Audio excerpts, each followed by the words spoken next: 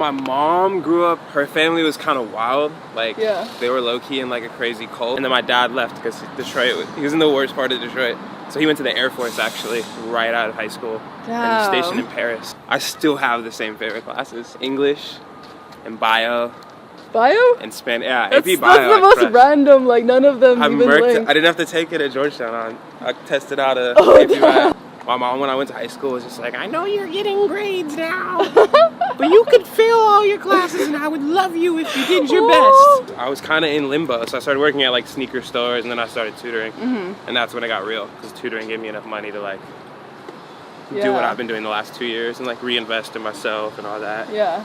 And now, no more tutoring. I have so many personalities, like from my dad, he would always just be like, Jamaican, or he'd be British, or he'd be like all these things. Yeah. Like, you know, for a little bit, and like, I like. Hi, today I'm here with Tate Tucker. What up? So, were you born in Santa Monica? I actually wasn't born in Santa Monica. Yeah? It's a big, like, issue of contention with the squad. I was born in West Hills, in the Valley. Oh. But I came out to Santa Monica when I was like 3 because of my asthma. It was so bad in the Valley. I was like, so we were at the beach. So that's really good. I'm a Santa Monica person, but technically I was born in the Valley. Yeah. Still in LA. Were your parents born there as well? Hell no. My parents, my dad was born in, I can't tell if he was born in Indiana or Detroit, but he was raised in Detroit. Oh. And then my mom, Ohio. So they were like Midwesterners. They like escaped. What made them move out here? My mom grew up, her family was kind of wild, like they were low-key in like a crazy cult. Damn. Yeah, like, she's like, why are you putting this in here?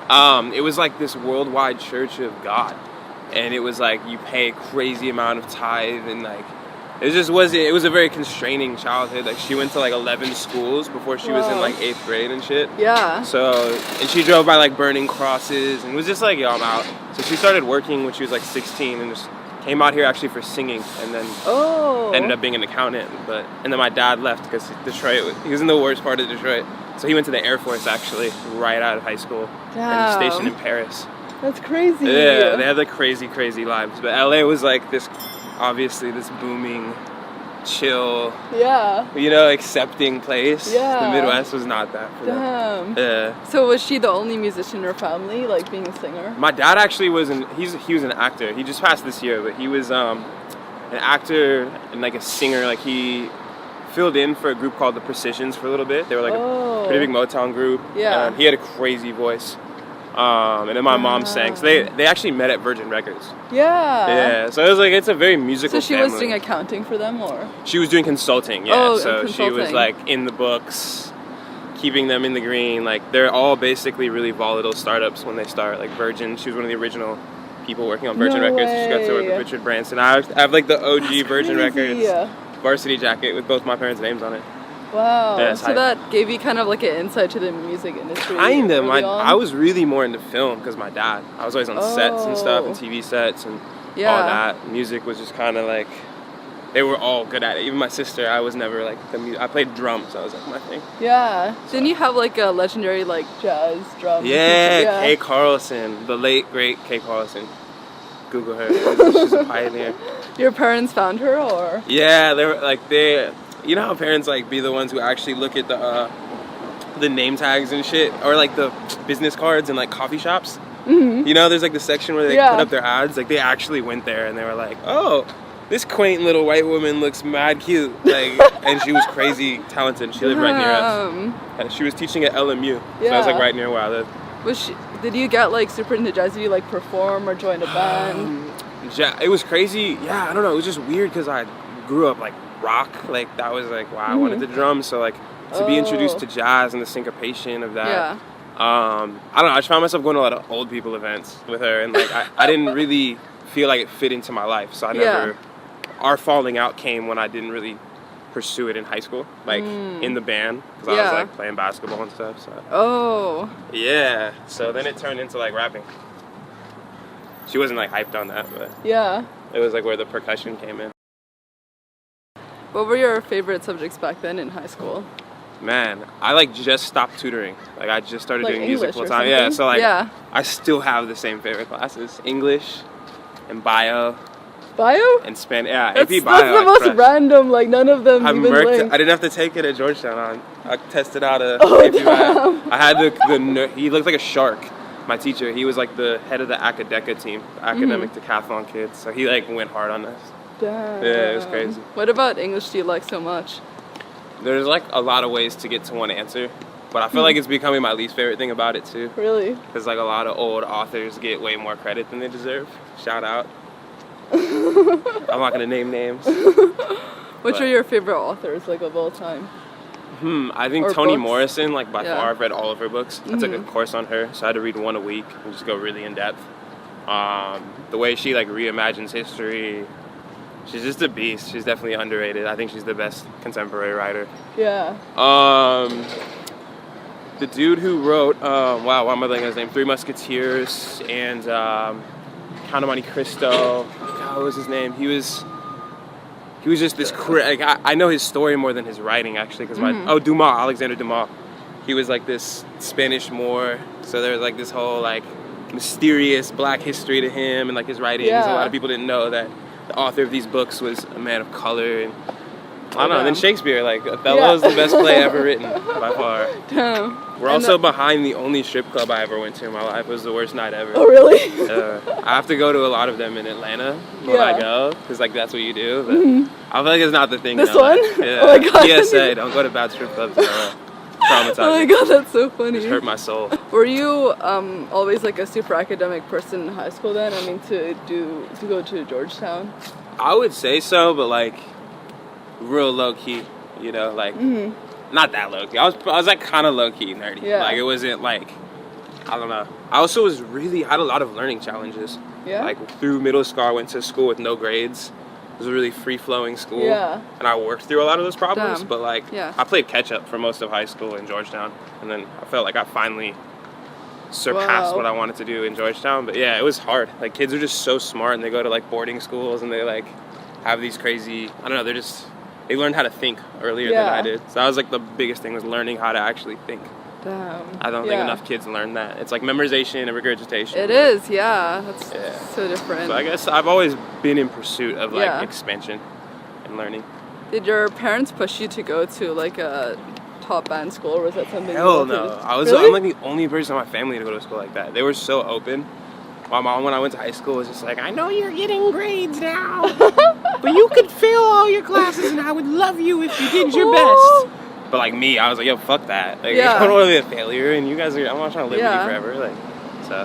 Where do you think you got that like commitment from, like academically, or like that you wanted to excel? My dad. You know, like I guess like he was pretty harsh, like growing up. He was like your typical black father in a lot of ways. So like he came from what he came from and sacrificed a lot of his life to put me in the position I could be in. Like small place, but in a nice area, like keeping us out of a lot of trouble, because I found trouble easily. So it was kind of like that, you know, like that part of my family, all the Detroit family and stuff like that. Just like they're very disciplined. See all these advertisements for shows I would never watch. That's for sure. I didn't know Crackle was doing. So do you think you would go to college if it wasn't for your parents, like something that you always wanted to achieve yourself? Absolutely, yeah. I think that was more like having friends from crazier like parts of walks of life. So like I always was exposed to that growing up in Santa Monica. I wanted that for myself. Like I wanted my kids to grow up, you know, leveled up and stuff like that. So, and you wanted to be like Obama or something, like when you were... That was my only goal in life going into college. It lasted literally a week. Oh my god. Fuck you, Danny Lorpe. One of my good friends invited me to this class to rap for Dyson, and then that's when Lupe Fiasco happened. Oh, was it the sociology of It was a sociology hip-hop class, yeah. But how did that come up? Was it just something, was it like a elective, or? It was not even a class I was taking. It was just a really excited white kid at Georgetown who was like, he grew up in Westchester, New York. So he was like, man, I freestyled the first night. It was like my big, like, I got all the cool friends. It was like, and they were like, whoa, look at this dude, man, so talented. I'm gonna tell my professor about you. Like, completely unrealistic, but they had just never had a friend who was okay at rapping. So they introduced me to him, and then I was actually good. And Dyson invited me back. And then I ended up taking the class the next year. But I missed like all my excused absences for the class that I was supposed to be at during that. So I was like, guess I'm all in. Like, I already have a B in this other class. It sucks. So what age did you actually start rapping and like committing to it and like improving your skills? Honestly, like I was going in like 16. It was like the first time I recorded. Yeah. But like that, I would say I rapped more when I was a teenager because it was like every day. Yeah. Everyone wanted to freestyle. You always had to like prove yourself. Everybody was like a fake alpha male. Yeah. You know, I don't know. I feel like now I sing more and write more. I'm so focused on like trying to capture another artist's vibe or this and that. But yeah, I don't know. It's been like a while. Yeah. Like almost 10 years. It's crazy. Were you scared of rapping for him, Lupe? To be honest, no. That's because when Dyson tells you you're good, you just have this like, you know, like because he's also from like the same part my dad's from in Detroit. Oh. So I grew up as like a huge nerd, a fan of him, like all his books. He wrote a lot of stuff on like the N-word, and like he was just crazy. So I was feeling myself, but I was definitely a little bit nervous because I rapped super fast. So you were into poetry, right, when you were in college? Yeah. Did you take like, was it like clubs, or did you join any clubs for that? Or? Honestly, I actually might have been more active in like slam and stuff, like that kind of poetry in high school. Yeah. I started like stuff there and had events there, but at Georgetown it was really this creative writing class I took my junior year with two of my friends from high school. They were like the two kids who got in from my high school with me, so they became like my closest friends. Damn. And we took it together as kind of a joke. And it was the hardest, like our teacher was like one of those he was like this crazy black dude who reminded me of Rafiki. He laughed like Rafiki. He'd like, woohoo! And he would go out in the middle of class and just burn down like 2 Marlboro Reds. Yeah. He was just like a real poet. So like he opened up, he was harsh, like he graded hard. He was like subjective but not subjective. It was like, so that was really what got me into like appreciating poetry and the rules behind it. Because I was very much like free form and shit. So. Do you think that really helped with the songwriting you do now? I think it's more, what helps me more is like people, just like observing people and understanding as many different kinds of people. Oh, okay. Yeah, I feel like words come and go for me at this point. So I've just been such a nerd forever. Yeah. But who knows, maybe. And then when you graduated, how much into music were you already? When I graduated? Yeah. That was when I, like, right in that 6-month period was the weirdest time, because I was like, you know, everyone's like getting their 6-figure jobs and their bonuses. But then I got my first record deal offer just through a friend who had showed me to an A&R, and that was like, I was like, boom, I'm sold. Like, I can do this forever. Damn. And that didn't work out perfectly, but I was kind of in limbo. So I started working at like sneaker stores, and then I started tutoring. And that's when it got real, because tutoring gave me enough money to like do what I've been doing the last 2 years and like reinvest in myself and all that. Yeah. And now, no more tutoring. Did you ever think of getting a career in English, like professor, or like, I don't know what the careers are? Honestly, like, no. I saw myself getting to a point in life where I could like afford to just do that shit for fun. You know what I mean? Like, as soon as you're like the struggling teacher, I feel like none of your kids are like receptive, you know? I want to be the professor or teacher who's like, I just chased my dreams, like, don't you want to do it? Like, fuck the statistics, and just like be that, you know, freedom writer's ass. Like, that's like the real dream. I want to do adjunct lecturing in my 30s, and then some real public school teaching in my 40s. That's very cool. What would you say would be like the turning point to your career, though? Are there any moments that you're like, whoa? Yeah. The Lupe one was huge. Yeah.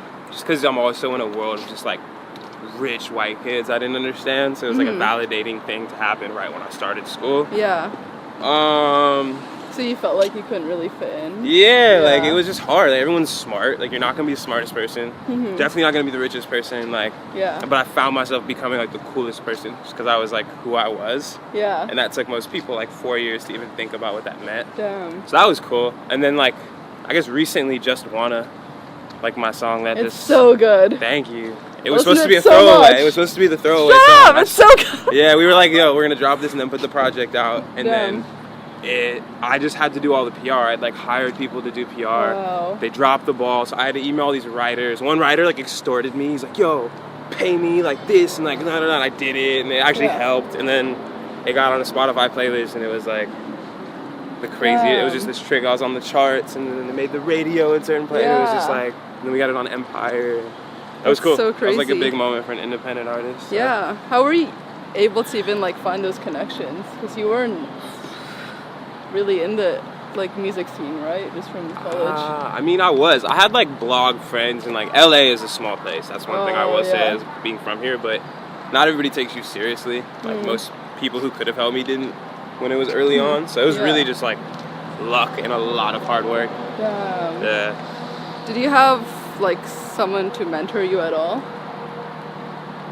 I'm like still looking for that person, to be honest. But like I've taken definitely like cues from friends along the way. Like my engineer is like more of like a spiritual person I look up to, so that's like helpful. But I've kind of been the leader of the squad who just kind of just learns through all his fucking mistakes. Yeah.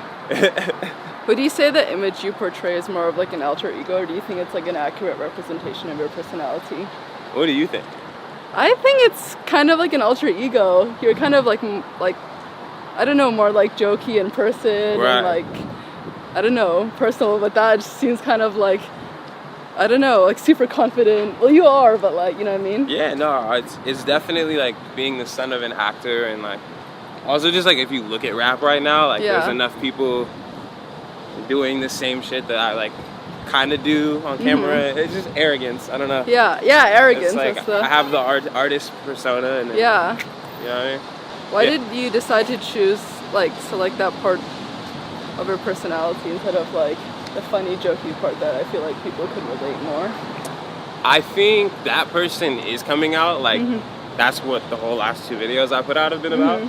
Like Capital was just like me kind of splitting myself in two. Yeah. And like the greedy self ended up destroying the other self. Yeah. And so that was like more of a commentary on like even my own flaws. So like we're all different people, I think, in general. I have so many personalities. Like from my dad, he would always just be like Jamaican, or he'd be British, or he'd be like all these things. Yeah. Like, you know, for a little bit, and like so like, and then Wannabe was like 3 different characters, and like they all were not serious by any means. So it's like I'm increasingly shitting on myself because I want to be the last person to be taken seriously in the context of like exalting me for being a rapper. You know, I want people to take the stuff where I'm actually engaging real issues seriously. Yeah. So I feel like the more people are comfortable with that and those personalities, I'll have a lot more I can speak on. So in 2015, you said in like a previous interview you went through like lots of different types of love. Yes. 2015 was like a year after school. I was good. I don't know. I guess like romantically, I saw a whole different perception of love because I was finally in like a long distance relationship. So like me and her were just on some, it was crazy. Like I'd never separated the physical self from this self, and like I found like a really deeper meaning of that type of love. Yeah. That was really about like support and like bringing out the best in her, like me saying I support things that would bring her farther for me, like that kind of a love. And that wasn't something I'd experienced just because I didn't have the capacity to. Yeah. And then I feel like my familial love as well. My dad was kind of in the early symptoms of cancer at that point. Oh, wow. And so that brought, like, my friends kind of became more of a family. You know, it's just like, I feel like really in general, I just became more comfortable with the idea of being vulnerable and, like, allowing love to come in and giving it back out. So. Yeah. Yeah. How do you think his, like, passing affected you as a person?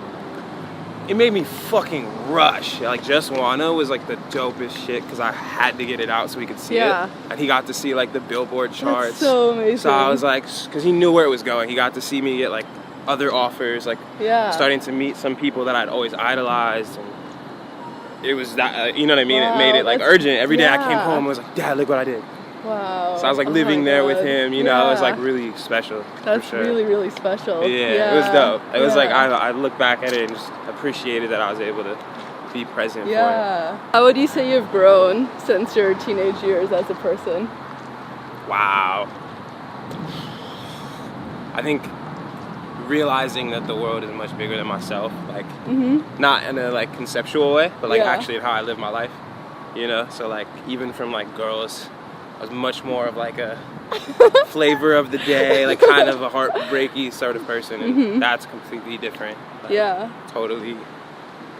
I'm all about like, I don't know, I feel like there was an ego death that happened in college compared to who I was, and so the confidence now is just used when it needs to be there, you know, for the right reasons, not just like to assert myself as some sort of like elitist. Yeah. You know, Georgetown was like, that was like my big challenge. How have you changed since you were a teenager? What would you say your biggest change has been? A lot more confident. Maybe told myself, and I got like D's in class participation, so even doing this is ridiculous. That's for awesome. me. Yeah, it's been quite a journey. Would you have had the purple hair back then? Probably not. I was super nerdy, and That's like hype. Just all I did is study. Nerds are where it's at. Yeah. Shout out our people. We come in all shapes and sizes and colors. And colors. Hair colors too. Last question. Yeah. What do you want to be remembered for? Having created something that allowed a lot more people to affect positive change. You know, and it sounds really vague, but I don't think anyone in my life knows where that's going to be for me personally. Yeah. I see music as like a vehicle to get to certain places, but just to be able to empower people and just to have contributed something that pushes us more in the direction of truth and transparency in an age where we're all looking for like distractions. True. You know, so very true. Even if that means I significantly lessen the like lifespan, like that's cool with me. You know what I mean? The world's getting hot anyway. Let's just do some cool shit. I love that. Thank you so much. Thank you. Bye.